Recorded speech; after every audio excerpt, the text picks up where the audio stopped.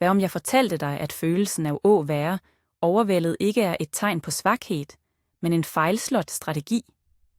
En mental vane, som 99% af mænd praktiserer uden at vide det. De tror, de kæmper mod ydre pres, mod en krævende chef, et turbulent forhold eller økonomisk usikkerhed. Men den virkelige fjende er ikke uten for. Den er en intern proces, en fejl i koden din. I denne videoen skal vi ikke snakke om at håndtere stress. Vi skal snakke om at demontere det. Vi skal afdække den ene ting, du må slutte at gøre umiddelbart, når du føler dig presset. Dette er kundskaben, som skiller de, som reagerer, fra de, som responderer. De, som drukner, fra de, som navigerer. Hvis du er klar for at tage tilbage kontrollen, skriv kontrol i kommentarfeltet nu. Se for dig det moderne landskabet for en mand.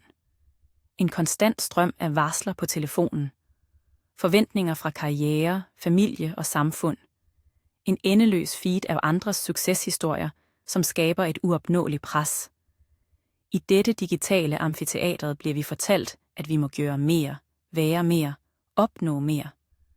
Resultatet? En kronisk tilstand af lavgradig panik. En følelse af at altid være et skridt bakpå. Den vanlige responsen på dette er en af to. Enten en aggressiv, men formålsløs kamp mod alt og alle, eller en apatisk tilbagetrækning ind i distraktioner, Netflix, gaming, porno. Begge er flugtruter. Begge er strategier for den svage. De er symptomer på, at du har overgivet kontrollen over dit indre rige til ydre omstændigheder. Før vi kan bygge noget nyt, må vi forstå, hvorfor den gamle fæstningen faldt. Problemet er ikke presset. Problemet er din respons. Den fundamentale fejlen. At kæmpe mod det ukontrollerbare. Her ligger kernen i svagheden. Når du føler dig overvældet, hvad er din første impuls? Det er at prøve at ændre den ydre verden. Du bliver sint på trafikken. Du bliver frustreret over en kollega. Du bliver ængstelig for markedets svingninger. Du bruger al din mentale energi på at slås mod ting, som ligger fuldstændig uden for din kontrol. Dette er som at prøve at kommandere regnet til at stoppe. Det er en total sløsing med din mest værdifulde ressource, din viljestyrke. En stoisk tænker forstår dette instinktivt. Han bruger ikke et sekund på at ønske, at virkeligheden var anderledes. Han accepterer virkeligheden nøjagtig, som den er. Ikke med passivitet, men med en kald, strategisk klarhed. Dette er det første skiftet. Det er ikke en handling, men en beslutning. Beslutningen om at slutte kaste bort energi på fejl slagmark. Den virkelige krigen udkæmpes ikke derude. Den udkæmpes herinde. Det første filtret for mental klarhed, dikotomien af kontrol. Dette er det mest kraftfulde værktøj i det stoiske arsenalet.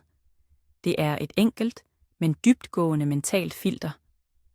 Før du reagerer på noget som helst, stil dig selv et spørgsmål. Er dette inden for min kontrol eller uden for min kontrol? Ting inden for din kontrol er dine tanker, dine vurderinger, dine handlinger, din indsats, din karakter.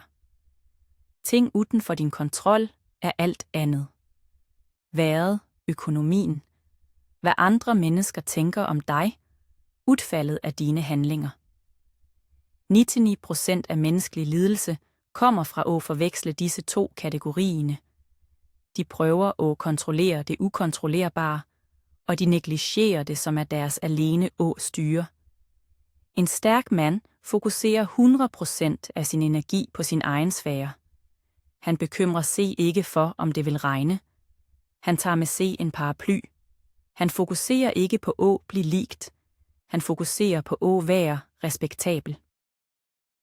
Dette filtret alene kan eliminere halvparten af din angst umiddelbart. Du føler ikke hændelsen, du føler din tolkning. Dette er næste niveau. Epiktet sagde det bedst. Det er ikke tingene, som forstyrrer os, men vores vurderinger om tingene. En trafikkork er ikke i sig selv stressende. Det er en neutral hændelse. Biler står stille. Din vurdering. Dette kommer til at gøre mig forsinket. Chefen bliver sint. Dette ødelægger dagen min. Det er den, som skaber stresset. En anden person i samme kø kan tænke, perfekt, tid til at lytte, færdig den lydbokken. Samme hændelse, totalt forskellig oplevelse. Kraften ligger i gabet mellem stimulus og respons. I det øjeblikket noget sker, før du reagerer, findes det et rum. I det rummet ligger din frihed. Den umodne manden reagerer umiddelbart. Følelsen kommer, og han handler på den. Den stoiske manden bruger det rummet. Han observerer sin første, automatiske vurdering og spørger, er denne tolkning nyttig? Er den sand? Han vælger sin respons. Praktisk teknik nummer 1. Den beviste pausen. Hvordan skaber du dette rummet i praksis? Gennem en bevist pause. Når du kender den velkendte bølgen af overvældelse, sinde eller angst bygge sig op, stop. Fysisk. Ikke sig noget. Ikke gør noget. Tag et dybt åndedrag ind gennem næsen, ud gennem munden. Denne enkle, fysiske handlingen kortslutter den primitive hjernens kæmp- eller flygtrespons. Den giver din rationelle hjerne, præfrontal cortex, en chance til at komme på banen. I denne pausen, som kan vare i bare 3 sekunder, aktiverer du dikotomien af kontrol. Okay, hvad skete netop? Hvad ved dette kan jeg kontrollere? Hvad kan jeg ikke kontrollere? Dette er ikke en undertrykkelse af følelser. Det er en inspektion af dem. Du anerkender følelsen, jeg kender på sinde nå, men du identificerer dig ikke med den. Du er ikke sindet. Du er observatøren af sindet. Dette er en superkraft. Fra offer til arkitekt. Omformuler spørgsmålet. Den overvældede manden stiller sig selv offerspørgsmål. Hvorfor sker altid dette med mig? Hvorfor er alle imod mig? Disse spørgsmålene er fælder. De har ingen konstruktive svar og forstærker bare følelsen af magtesløshed. En mand med stoisk styrke stiller sig arkitektspørgsmål. Han bytter ud hvorfor med hvad og hvordan. I stedet for, hvorfor sker dette med mig? Spørger han. Okay, dette har sket. Hvad er mit næste, bedste trick? I stedet for, hvorfor er denne opgaven så vanskelig? Spørger han. Hvordan kan jeg bryde ned denne opgaven i mindre, håndterbare deler? Ser du skiftet? Det flytter fokus fra problemet, som er i fortiden og ofte uden for din kontrol, til løsningen, som er i fremtiden og inden for din kontrol. Du slutter at være en passager i dit eget liv og sætter dig i førersædet. Du bliver årsagen, ikke effekten. Anvendelse på arbejdspladsen. Det emotionelle skjoldet. Lad os tage et konkret eksempel. Du får en e-post fra chefen din med kritik på et projekt, du har jobbet hardt med. Den umiddelbare reaktionen for de fleste er en cocktail af sinne, skuffelse og defensivitet. Du begynder at formulere et sint svar i hovedet dit. Du klandrer andre. Du føler dig misforstået. Den stoiske responsen er anderledes. Først, pausen. Pust. Det er retter, filteret. Chefens mening er uden for min kontrol. Kvaliteten på mit svar er inden for min kontrol. Du læser e-posten på nyt, men denne gang som en strateg. Du fjerner følelsene og ser etter data. Hvad er den faktiske, objektive kritikken? Er den gyldig? Hvis ja, hvad kan jeg lære af dette for at forbedre mig? Hvis nej, hvordan kan jeg professionelt og roligt præsentere mit synspunkt med fakta? Du svarer ikke umiddelbart. Du venter. Du formulerer et svar, som er rolig, løsningsorienteret og urokkelig. Du viser styrke, ikke svaghed. Anvendelse i relationer. Og eje din egen ro. Forhold er en vanlig kilde til følelsesmæssig kaos. Partneren din er i dårlig humør og retter det mod dig. Den vanlige reaktionen er at spejle humøret. At blive defensiv, irriteret og eskalere konflikten. Du lader deres følelsesmæssige tilstand diktere din egen. En stoisk mand forstår, at partnerens følelser er uden for hans kontrol. Han kan påvirke, men ikke kontrollere dem. Hans egen ro, derimod, er 100% hans ansvar. Så han pauser. Han lytter. I stedet for at tænke, hun angriber mig, tænker han, hun udtrykker smerte. Han prøver ikke at vinde kranglen. Målet er ikke at have ret, men at opretholde sin egen indre balance og, om muligt, bidrage til en løsning. Han kan sige, jeg hører, at du er oprørt. Jeg er her for at lytte. Han bliver en klippe i stormen, ikke et andet blad, som blåser i vinden. Denne stabiliteten er utrolig attraktiv og bygger dyb respekt. Strategisk pessimisme, premeditatio malorum. Dette høres kanskje negativt ud, men det er en avanceret teknik for mental robusthed. Det betyder forhåndsmeditation over og under. Hver morgen, tag 5 minutter og visualiser, hvad som kan gå galt i løbet af dagen. Ikke for at skabe angst, men for at forberede dig mentalt. Jeg kan blive stående i trafikkork. Et vigtigt møde kan blive aflyst. Jeg kan modtage kritik. Ved at tænke gennem disse scenarioerne på forhånd, fjerner du chokelementet.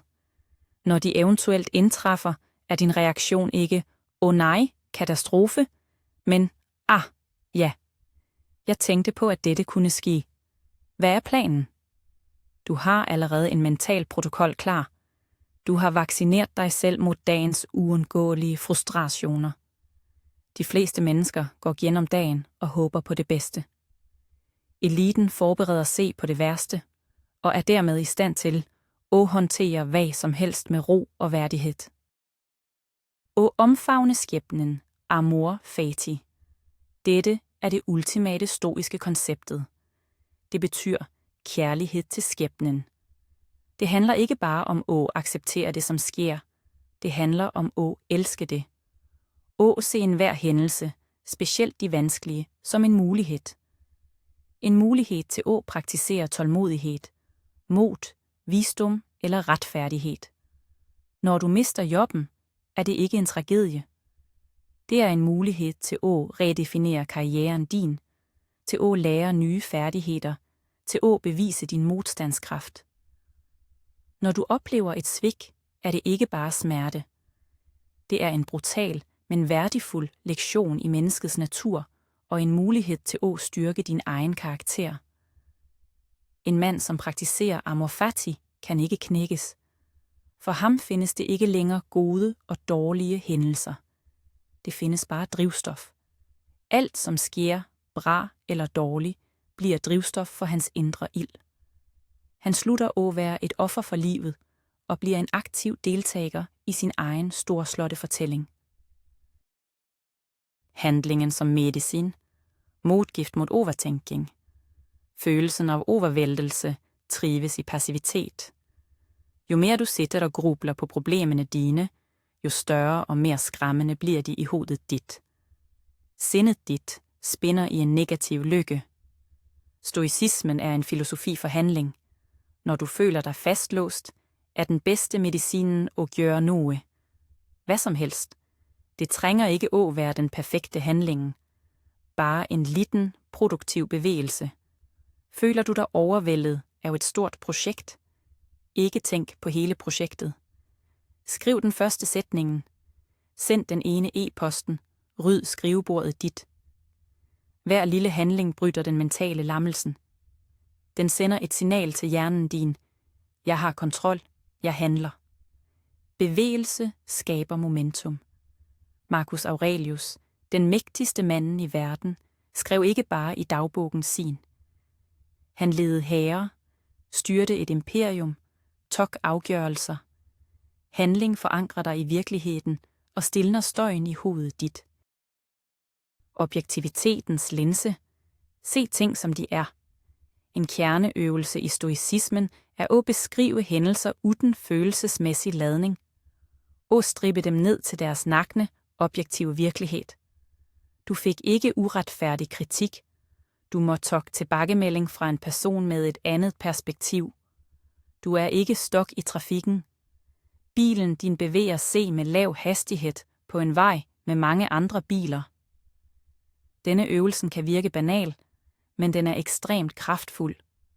Den fjerner den dramatiske historien, du fortæller dig selv. Den skaber en afstand mellem dig og hændelsen. De fleste mennesker lager lag på lag med subjektiv tolkning, drama og katastrofetænkning op på enkle fakta. En stærk mand ser virkeligheden for det, den er. Han ser data, ikke drama. Denne klarheden gør ham i stand til at tage mye bedre beslutninger, fri for den tågen af følelser, som forvirrer den gennemsnitlige personen. Byg din indre citadel. Zeno, grundlæggeren af stoicismen, mistede alt han ejede i et forlis. Han ankom Athen uden penge, uden ejendeler. Hans reaktion: skæbnen har befalt mig at være en filosof med mindre bagage. Han forstod, at ægte rigdom og tryghed ikke ligger i ydre ting, som kan tages fra dig når som helst. Den ligger i din indre citadel, din karakter, dine dyder, din fornuft. Hver gang du vælger en rationel respons over en emotionel reaktion, lægger du en ny sten på muren til denne fæstning. Hver gang du møder modgang med ro, forstærker du forsvarsværkene. Målet er at bygge et sind, som er så stærkt og velorganiseret, at ingen ydre hændelse kan forstyrre dets fred. Stormene vil komme. Verden vil altid være kaotisk. Men inde i din citadel er du tryg. Du er herre i dit eget hus. Cirkler av bekymring. Utvid din inflytelse. En annan måte att visualisera dikotomien av kontroll på med cirkler. I mitten har du din kontrollcirkel, dine handlinger og tanker. Utenfor den har du din indflytelsescirkel. Ting du kan påvirke, men ikke direkte kontrollere, som venners meninger eller teamets moral. Helt yderst har du din bekymringscirkel, ting du absolut ikke har nogen magt over, som global politik eller vejret. Den svage manden bruger mesteparten af tiden sin i den ytterste cirkelen. Han bekymrer sig, klager og bliver sint over ting, han ikke kan ændre.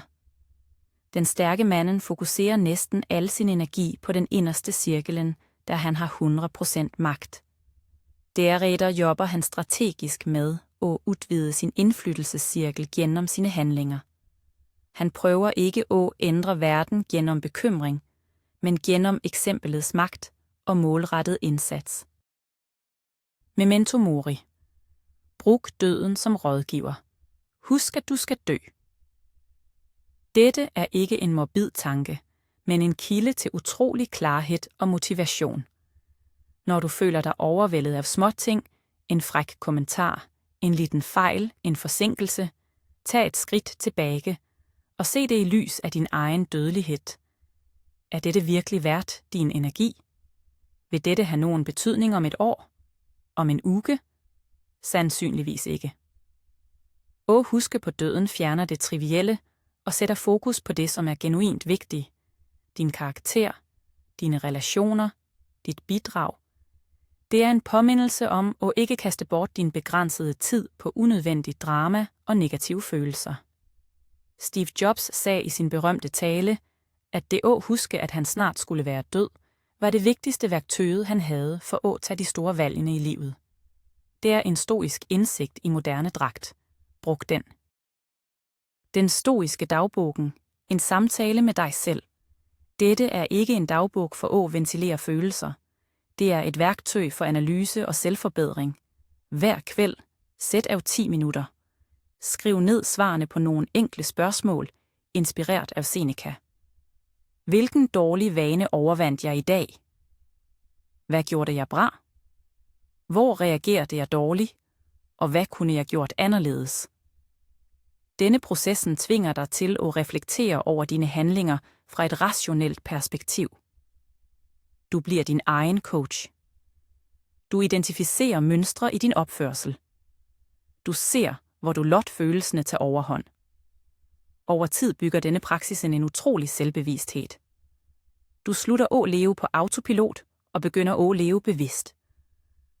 Du designer aktivt den mand, du ønsker at være, dag for dag, beslutning for beslutning. Det er en disciplin, og disciplin er vejen til frihed. Forskellen på smerte og lidelse. Stoicismen skiller klart mellem disse to. Smerte er en uundgåelig del af livet. Det er den objektive, fysiske eller emotionelle følelsen. Du bliver syg, du mister nogen, du mislykkes. Dette er smerte. Lidelse derimod er valgfrit. Lidelse er historien, du lægger op på smerten. Dette er uudholdelig. Livet mit er ødelagt. Jeg vil aldrig komme over dette. Lidelse er smerten plus modstanden mod smerten. Stoikerne lærer os at acceptere smerten uden at lægge til den ekstra byrden af lidelse. Ja, dette er vanskeligt. Ja, dette gør vondt.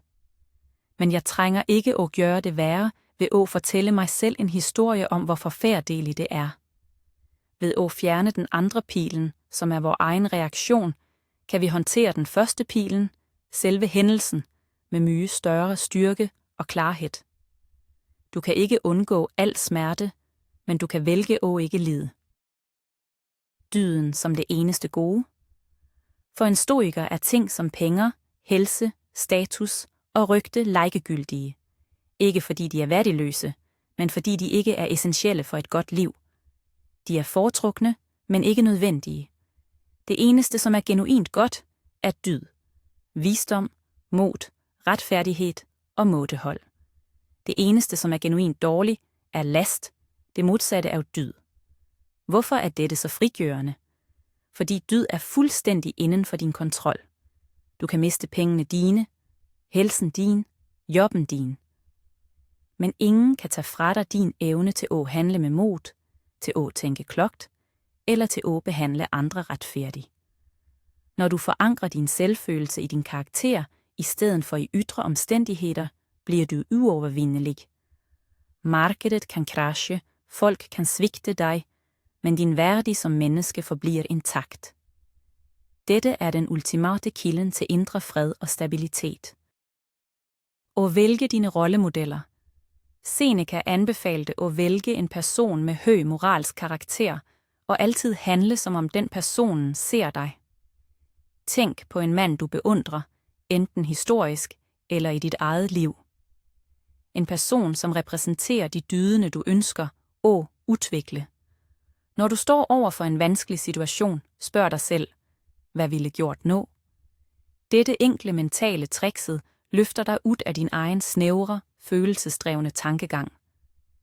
Det tvinger dig til at se situationen fra et højere, mere principfast perspektiv. Det giver dig en standard at leve op til. Over tid internaliserer du denne standarden. Du slutter at spørge, hvad rollemodellen din ville gjort, fordi du selv har blitt den typen mand, som tager den rette beslutningen. Du bliver din egen rollemodel. Dette er en kraftfull måte at accelerere din egen udvikling av karakter på. Styrke i stillhed. I en verden, som skriker efter opmærksomhed, findes det en enorm kraft i at være stille. I at ikke måtte udtrykke enhver mening. I at ikke måtte reagere på enhver provokation. Den overvæltede manden er støjende. Han klager. Han skylder på andre. Han retfærdiggør sig selv. Den stoiske manden er ofte stille. Hans ro er hans budskab. Hans handlinger er hans argument. Han forstår, at at engagere sig i unødvendig drama er en sløsing med energi. Han sparer sine ord og sin indsats til det, som virkelig betyder noget. Tænk på den mest imponerende manden, du kender. Chancen er stor for, at han ikke er den, som snakker mest, men den, hvis ord vejer tyngst, når han først snakker. Lær dig at finde komfort i stilheden. Observer mere. Reager mindre. I stillheten finder du klarhed. I klarheten finder du styrke. Den daglige praksisen, stoicisme, er ikke teori. Dette er det vigtigste pointet af alle. At se denne videoen giver dig ingenting, hvis du ikke omsætter kundskaben til handling. Stoicisme er ikke noget, du læser om. Det er noget, du gør. Hver dag giver dig utallige muligheder til at træne. I køen på butikken, tålmodighed. Når nogen afbryder dig, mådehold. Når du står op om morgenen og ikke har lyst, disciplin. Hver af disse små øjeblikkene er en repetition i dit mentale træningsstudio. De fleste ser dem som irritationer. Du må begynde at se dem som muligheder. Muligheder til at blive stærkere, roligere, klokkere. Det er summen af disse daglige valgene, som bygger en urokkelig karakter. Det er en livslang praksis. Det er ingen endelig destination. Vejen er målet. Og på den vejen finder du den typen indre kraft og frihed, som de fleste mænd bare kan drømme om. Så, hvad er den ene ting, du må slutte med, når du føler dig overvældet? Du må slutte at give fra dig kontrollen over dit eget sind. Du må slutte at kæmpe mod ydre omstændigheder og begynde at mestre dit indre rige. At være overvældet er ikke en uundgåelig tilstand. Det er et valg. Det er valget om at lade dine tolkninger, dine ukontrollerede følelser og dit fokus på fejlting styre dig. Den stoiske vejen er det modsatte valget. Det er valget om at tage bevidst kontrol, at fokusere på det, du kan ændre, og at acceptere resten med en urokkelig ro. Dette er vejen til ægte frihed. Ikke frihed fra problemer, men frihed fra at blive kontrolleret af dem. Tak for, at du investerede tiden din her i dag. Hvis denne kundskaben resonerer med dig, abonner på kanalen og bliv en del af et fællesskab af mænd, som bygger mental styrke, ikke bare diskuterer den. Hvilken af disse stoiske teknikker vil du implementere først i dit liv? Del dine tanker i kommentarfeltet nedenfor.